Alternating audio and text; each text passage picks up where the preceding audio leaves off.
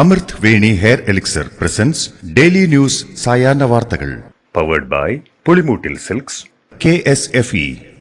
വാവ്, ഇയാളുടെ മുടിക്കിപ്പോ നല്ല ഉള്ള നീളം വന്നല്ലോ. എന്റെ മുടി നോക്ക്. നീ നിന്റെ വൈറ്റമിൻ ഡി ലെവൽസ് ഒന്ന് ചെക്ക് ചെയ്യ്. വൈറ്റമിൻ ഡിയുടെയും ഈസ്ട്രോജന്റെയും കുറവാണ് മിക്ക ലേഡീസിന്റെയും ഹെയർ പ്രോബ്ലംസിന് പ്രധാന കാരണം. സ്ത്രീകളുടെ മുടി വളർച്ചയ്ക്കും ശക്തിക്കും അത്യാവശ്യമായ വൈറ്റമിൻ ഡിയാലും ഹെർബൽ ഈസ്ട്രോജനാലും സമ്പുഷ്ടമായ ആദ്യത്തെ hair elixir Amrit Veni hair elixir for women. നമസ്കാരം, ഞാൻ പ്രവി ജവനീത്. ഡെയിലി ന്യൂസിന്റെ സായന്ന വാർത്തകളിലേക്ക് സ്വാഗതം. ഇന്ന് ജൂൺ 11 ചൊവ്വാഴ്ച. നീറ്റ് പരീക്ഷാ ക്രമക്കേടിൽ നാഷണൽ ടെസ്റ്റിംഗ് ഏജൻസിക്കും കേന്ദ്ര സർക്കാരിനും സുപ്രീംകോടതി നോട്ടീസ് അയച്ചു. വിവാദം പരീക്ഷയുടെ പവിത്രതയെ ബാധിച്ചെന്ന് ചൂണ്ടിക്കാട്ടിയ കോടതി നോട്ടീസിന് മറുപടി നൽകണമെന്നും ആവശ്യപ്പെട്ടു. നീറ്റ് പരീക്ഷയിൽ ക്രമക്കേട് നടന്നുവെന്നാരോപിച്ച് 10 പേരാണ് ഹർജിയുമായി കോടതിയിലെത്തിയത്. അടുത്ത മാസം 8-ന് ഹർജി വീണ്ടും പരിഗണിക്കും. മൂന്നാം മോദി സർക്കാരിൽ ജോർജ് കുര്യനും സുരേഷ് ഗോപിയും കേന്ദ്ര സഹമന്ത്രിമാരായി ചുമതലയേറ്റു. കൊല്ലം തീരത്തെ എണ്ണ ഖനന സാധ്യത പരിശോധിക്കുമെന്നും ആരാധിക്കപ്പെടുന്ന രീതിയിലേക്ക് ഇന്ത്യൻ ടൂറിസത്തെ മാറ്റിയെടുക്കുമെന്നും ലോകത്തിനായുള്ള ഒരു ദേശീയ പാക്കേജാണ് ലക്ഷ്യമെന്നും സുരേഷ് ഗോപി പറഞ്ഞു. ഡൽഹിയിൽ കൃഷിഭവനിലെത്തിയാണ് ജോർജ് കുര്യൻ കേന്ദ്ര ഫിഷറീസ് മൃഗസംരക്ഷണ വകുപ്പ് സഹമന്ത്രിയായി ചുമതല ഏറ്റെടുത്തത്. സംസ്ഥാനത്ത് തദ്ദേശ വാർഡ് പുനർനിർണയ ബിൽ പാസാക്കിയ രീതി മോദി ശൈലിയിലാണെന്ന് പ്രതിപക്ഷ നേതാവ് വി.ഡി. സതീശൻ സഭയിൽ വിമർശിച്ചു. ബില്ലിൽ സർക്കാർ അനാവശ്യ ധൃതി കാട്ടിയെന്നും അദ്ദേഹം കുറ്റപ്പെടുത്തി. ഗുരുതരമായ ചട്ടലംഘനമെന്ന് മുസ്ലിം ലീഗും വിമർശിച്ചു.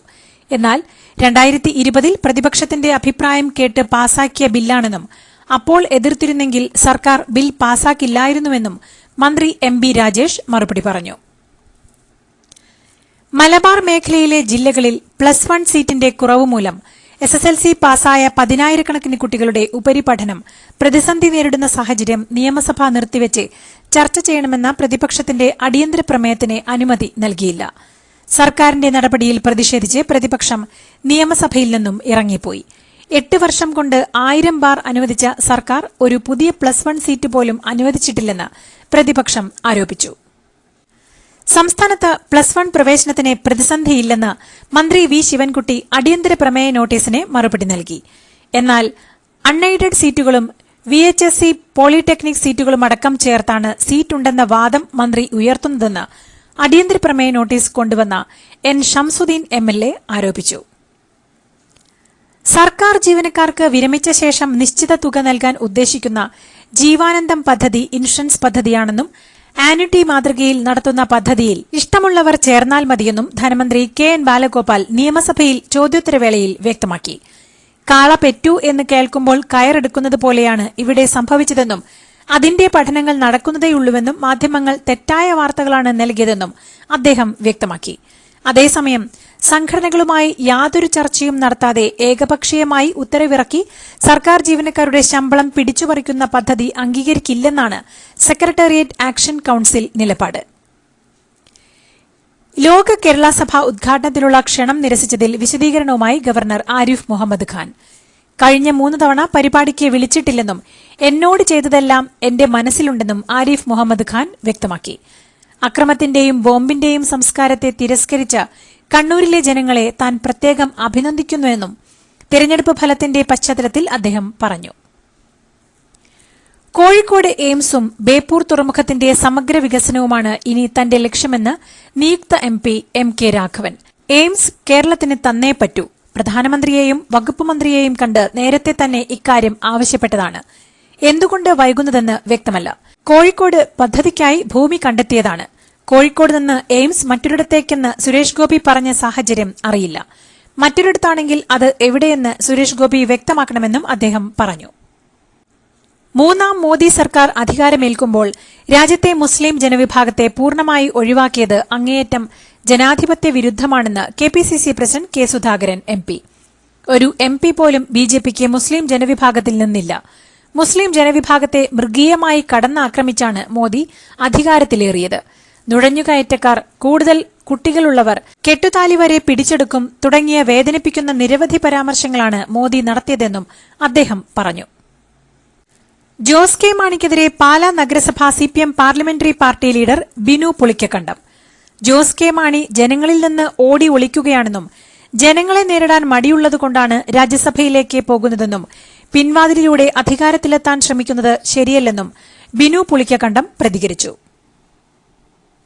പണ്ട് മുത്തശ്ശിയുടെ കല്യാണക്കഥ കേട്ട മുതലേ ഉള്ള ആഗ്രഹമാണ് അന്നത്തെ മുത്തശ്ശിയെ പോലെ എന്റെ കല്യാണത്തിന് ഒടുത്തൊരുങ്ങണമെന്ന്.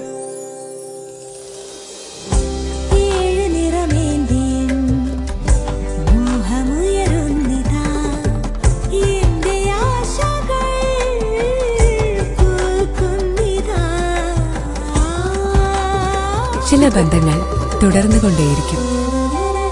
Celebrating 100 years of Pulimoottil silks. Lok Sabha തെരഞ്ഞെടുപ്പിൽ ഇടതുമുന്നണിയുടെ തോൽവി അപ്രതീക്ഷിതമായിരുന്നുവെന്നും തോൽവി വിശദമായി പരിശോധിക്കുമെന്നും സംഘടനാ തലത്തിൽ പോരായ്മയുണ്ടെങ്കിൽ പരിഹരിക്കുമെന്നും സിപിഎം സംസ്ഥാന സെക്രട്ടറി എം വി ഗോവിന്ദൻ. തൃശൂരിൽ ബിജെപിയെ ജയിപ്പിച്ചത് കോൺഗ്രസാണെന്നും കോൺഗ്രസ് വോട്ടിന്റെ ബിജെപി അനുകൂല കുത്തൊഴുക്ക് കാണാതെ പോകരുതെന്നും ഗോവിന്ദൻ വിമർശിച്ചു. കണ്ണൂർ പാനൂരിൽ പി കെ കുഞ്ഞനന്ദൻ അനുസ്മരണ പരിപാടിയിൽ പ്രസംഗിക്കവെ ലോക്സഭാ തെരഞ്ഞെടുപ്പ് തോൽവിയിൽ നിന്ന് പാഠം ഉൾക്കൊള്ളണമെന്ന് സിപിഎം നേതാവ് പി ജയരാജൻ വ്യക്തമാക്കി. എപ്പോഴും ജനങ്ങൾക്കൊപ്പം നിൽക്കുക എന്ന പാഠം ഉൾക്കൊള്ളണം. ചരിത്രത്തെ ശരിയായി വിലയിരുത്തണം. എവിടെയെല്ലാം പോരായ്മകൾ സംഭവിച്ചു എന്ന് കൃത്യമായി പരിശോധിച്ച് മുന്നോട്ടു പോകണമെന്നും ജയരാജൻ പറഞ്ഞു. കോൺഗ്രസിനെ തകർക്കാൻ ബിജെപിക്ക് പുറം ചൊറിയുന്നത് സിപിഎം നിർത്തണമെന്ന് കോൺഗ്രസ് നേതാവ് രമേശ് ചെന്നിത്തല. സിപിഎം തകരണമെന്ന് കോൺഗ്രസ് ഇന്നും ആഗ്രഹിക്കുന്നില്ല, നാളെയും ആഗ്രഹിക്കുന്നില്ല. എന്നാൽ കേരളത്തിലെ സിപിഎം ബംഗാളിലെ പാർട്ടിയുടെ അവസ്ഥയിലേക്ക് നീങ്ങുകയാണെന്നും ചെന്നിത്തല പറഞ്ഞു. ഇടതില്ലെങ്കിൽ ഇന്ത്യയില്ല എന്ന LDF പരസ്യം അറമ്പറ്റിയെന്ന് പി കെ കുഞ്ഞാലിക്കുട്ടി. ഇന്ത്യയുണ്ട്, പക്ഷേ ഇടതില്ല എന്ന അവസ്ഥയാണ് ഇപ്പോഴെന്നും ഇന്ത്യ മുന്നണിയുടെ ജയം ഇന്ത്യയെ രക്ഷിച്ചെന്നും കുഞ്ഞാലിക്കുട്ടി പറഞ്ഞു. ഇന്ത്യയിൽ ഇന്ത്യൻ നാഷണൽ കോൺഗ്രസ് ഉണ്ടെങ്കിലേ എന്തെങ്കിലും ഉണ്ടാകൂവെന്നും സംസ്ഥാന സർക്കാരിന്റെ പ്രവർത്തനം വളരെ വളരെ മോശമാണെന്നും അതിന്റെ തിരിച്ചടി കൂടിയാണ് തെരഞ്ഞെടുപ്പ് ഫലമെന്നും അദ്ദേഹം പറഞ്ഞു. സംസ്ഥാനത്ത് നാളെ വരെ ഒറ്റപ്പെട്ട ഇടങ്ങളിൽ ഇടിമിന്നലോടുകൂടിയ മഴയ്ക്ക് സാധ്യതയുണ്ടെന്ന് കേന്ദ്ര കാലാവസ്ഥാ വകുപ്പ് അറിയിച്ചു. കേരള തീരത്തും തമിഴ്നാട് തീരത്തും നാളെ രാത്രി 11:30 വരെ കള്ളക്കടൽ പ്രതിഭാസത്തിനും ഉയർന്ന തിരമാലയ്ക്കും സാധ്യതയുണ്ടെന്ന് ദേശീയ സമുദ്രസ്ഥിതി പഠന ഗവേഷണ കേന്ദ്രവും അറിയിച്ചു. പന്തീരാങ്കാവ് ഗാർഹിക പീഡനക്കേസിൽ മകൾ മൊഴിമാറ്റിയതിന് പിന്നിൽ മകളെ അവർ സമ്മർദ്ദം ചെലുത്തി പറയിപ്പിച്ചു എന്നാണ് മനസ്സിലാക്കുന്നതെന്ന് യുവതിയുടെ അച്ഛൻ. മകൾ മിസ്സിംഗ് ആണെന്ന് അറിഞ്ഞത് ഇന്നലെയാണ്. മകളുമായി ശനിയാഴ്ച വരെ സംസാരിച്ചിരുന്നു. മകൾ അവരുടെ കസ്റ്റഡിയിലാണ്. ഒരു സമ്മർദ്ദവും കുടുംബത്തിന്റെ ഭാഗത്തുനിന്ന് ഉണ്ടായിട്ടില്ല.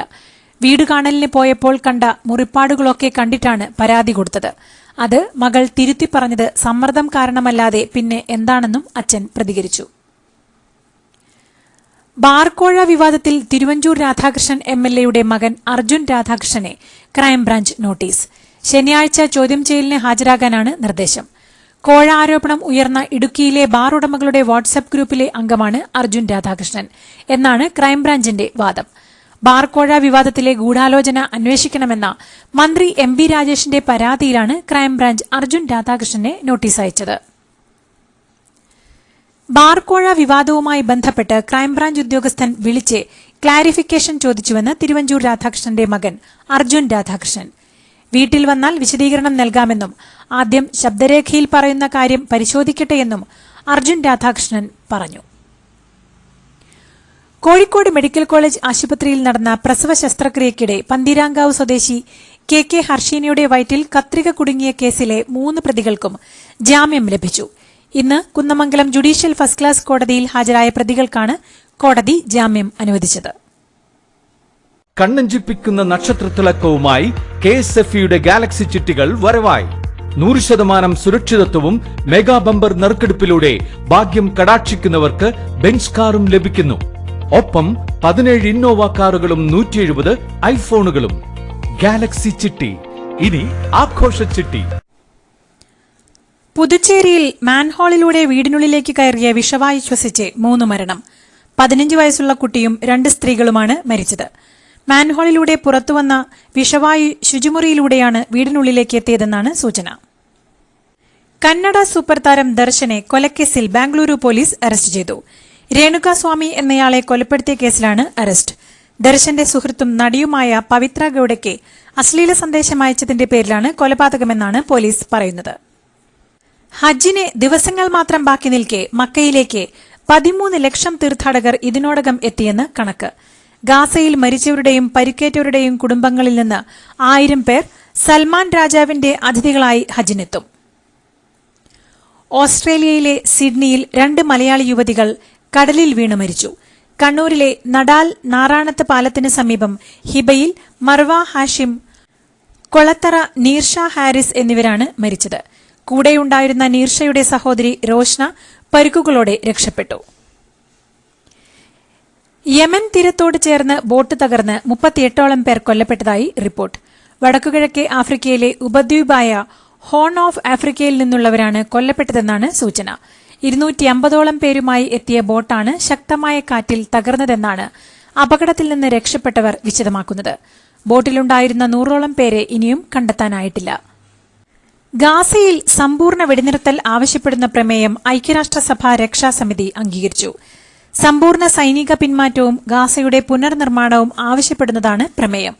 അമേരിക്കൻ പ്രസിഡന്റ് ജോ ബൈഡൻ കഴിഞ്ഞ മാസം മുന്നോട്ടുവച്ച 3 ഘട്ടമായുള്ള വെടിനിർത്തൽ പ്രഖ്യാപനത്തെ പ്രമേയത്തിൽ സ്വാഗതം ചെയ്തു. അമേരിക്ക ഉൾപ്പെടെ എല്ലാ രാജ്യങ്ങളും പ്രമേയത്തെ അനുകൂലിച്ചപ്പോൾ റഷ്യ മാത്രം വിട്ടുനിന്നു. മധ്യ ഗാസയിലും കിഴക്കൻ റഫയിലും ഇസ്രായേൽ സൈന്യം ബോംബിംഗും ഷെല്ലാക്രമണവും ശക്തമായി തുടരുന്നതിനിടെയാണ് വെടിനിർത്തൽ പ്രഖ്യാപനമെത്തുന്നത്. ഓപ്പൺ എഐയുമായുള്ള സഹകരണം ആപ്പിൾ കമ്പനി പ്രഖ്യാപിച്ചതിന് പിന്നാലെ തന്റെ കമ്പനികളിൽ ആപ്പിൾ ഉപകരണങ്ങൾ നിരോധിക്കും എന്ന പ്രഖ്യാപനവുമായി ഇലോൺ മസ്ക്. കഴിഞ്ഞ ദിവസം രാത്രി നടന്ന വേൾഡ് വൈഡ് ഡെവലപ്പേഴ്സ് കോൺഫറൻസിലാണ് ആപ്പിൾ ഓപ്പൺ എഐ സഹകരണം പ്രഖ്യാപിച്ചത്. ഇതോടുകൂടി ഇന്നത്തെ ഡെയിലി ന്യൂസ് സായന്ന വാർത്തകൾ സമാപിക്കുന്നു. ഡെയിലി ന്യൂസിനു വേണ്ടി വാർത്തകൾ വായിച്ചത് പ്രവീജ വിനീത്. DailyNewsLive.in വാർത്തകൾ വിരൽ തുമ്പിൽ.